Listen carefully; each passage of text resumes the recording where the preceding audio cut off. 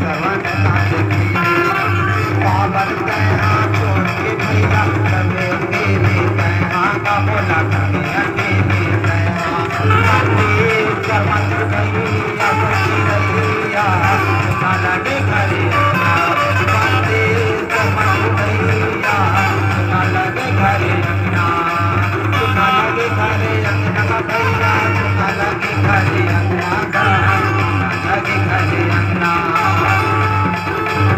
ना लगे घरे अंगना रे भैया ना लगे घरे अंगना